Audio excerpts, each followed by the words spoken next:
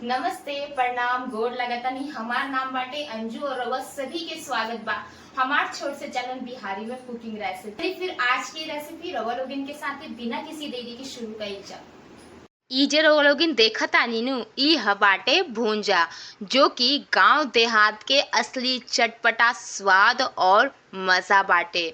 हाँ हाँ, शहर में रउआ लोगिन खात होके शाम के छोट मोट भूख के मिटावे खातिर आमीन चामीन पिज्जा बर्गर, लेकिन हमनी के गांव देहात में और गांव के बड़ बुजुर्ग लोग शाम के टाइम या फिर दोपहरिया के टाइम छोट मोट भूख लागेला तो उहाँ लोग के खाइल जाला भूंजा। जेकरा बनावल इतना आसान बाटे कि रउआ लोग भी एकर दीवाना हो जाए। तो चल लिहल जाओ शुरू करे खातिर।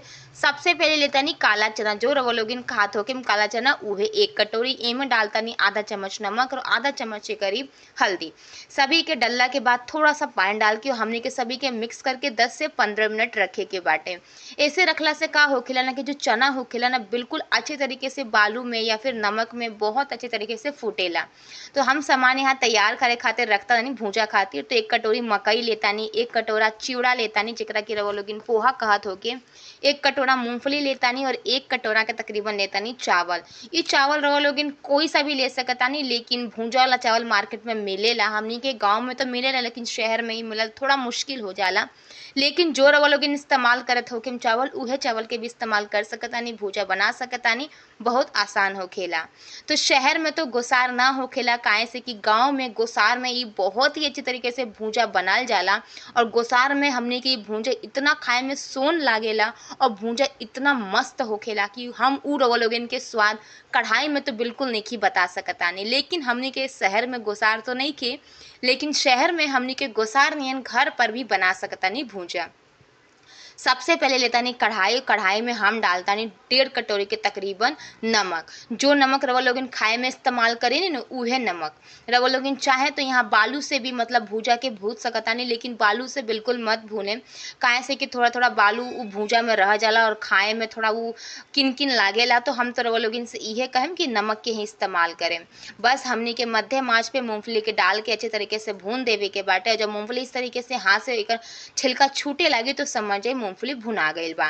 तो चलनी से अच्छे तरीके से चाल लेम और चलला के बाद मूंगफली के एक प्लेट में रख देम। और ओही में नमक जब अच्छे तरीके से फिर से गर्म हो जाए, फिर से हमनी के पहले चावल डाले के बाद पूजा खातिर हमनी के गांव देहात में ई अरवा चावल के इस्तेमाल कईल जाला। लेकिन रवा लोगिन अगर घर पर या फिर मार्केट में अरवा चावल ना मिली तो रवा लोगिन नॉर्मल चावल जो खात बानी उहे इस्तेमाल कर सकतानी।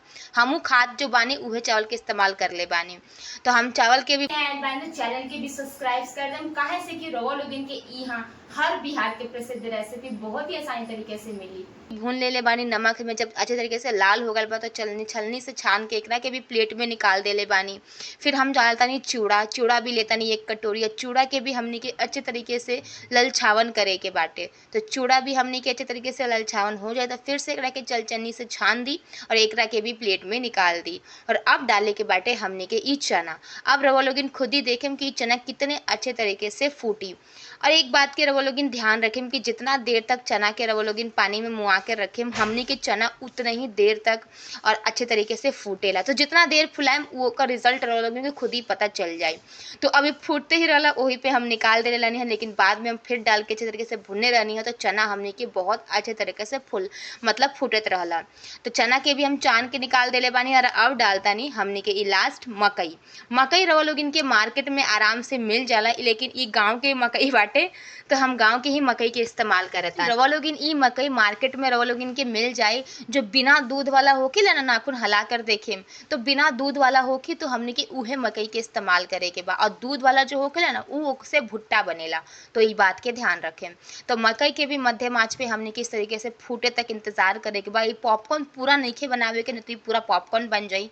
बस हमने के मकई के भूने के बाटे। तो मकई जब भूने लगे तो बिल्कुल कुरकुर अचर अचर मतलब क्रिस्पी हो जाए। तो एक चलछनी से एकरा के भी हम इस तरीके से छान देब। तो मकई, चना, चावल, चिवड़ा, मूंगफली तो हमनी के अच्छे तरीके से बालू में छान देले बानी। और अब एकरा के एकर अंदर से पूरा नमक के निकाले के बाटे। बिल्कुल भी नमक ना होके के चाहिए, नहीं तो ये बहुत ज़्यादा नमक लागी और वो लोग खा ना पाए एकरा के। तो हम अच्छे तरीके से कपड़ा से एकरा के मल मल के ऊपर के नमक अंदर से अच्छे तरीके से निकाल देले बानी। अब सभी चिवड़ा के मतलब जितना मूंगफली, चना, चावल, चिवड़ा सभी के हम मिक्स कर देले बानी। तो ली रउआ लोग भी एकर आनंद उठाई। शाम के छोट मोट भूख लागी ना तो रउआ लोगिन एकरा के खा सकतानी। इ सेहत के लिए भी बहुत फायदेमंद बाटे, खासकर रउआ लोगिन के दांत खातिर, काहे से कि दांत के भी और मुंह के भी मसाज हो जाला। एही से हमनी के गाँव के बड़ बुजुर्ग लोग इ आपन खाना में शामिल कर जाला। तो हमनी के यहाँ तो बहुत ज़्यादा शाम के टाइम में ये खाइल जाला। रउआ लोगिन बताइम कि रउआ लोगिन कबो इ चिवड़ा इस तरीके से हमार तरीका से रउआ लोगिन बनवले बानी कि नइखी, और एकरा के स्टोर करके रउआ लोगिन आराम से 6 महीना तक स्टोर करके खा सकतानी। वीडियो अच्छा लगल तो वीडियो को तो आशा करतानी कि रउआ लोगिन के आज की रेसिपी बहुत ज्यादा अच्छा लागल हुई, काहे से कि हमारी मीठी मीठी आवाज और इतनी बिल्कुल टेस्टी रेसिपी रउआ लोगिन के मन मोहली हो। तो वीडियो को लाइक करम, चैनल पे नया आए तो चैनल के भी सब्सक्राइब कर दें। तब तक इजाजत दी, मुलाकात हुई अगले दूसरे वीडियो में। जब तक नमस्ते, प्रणाम, गोड़ लागत।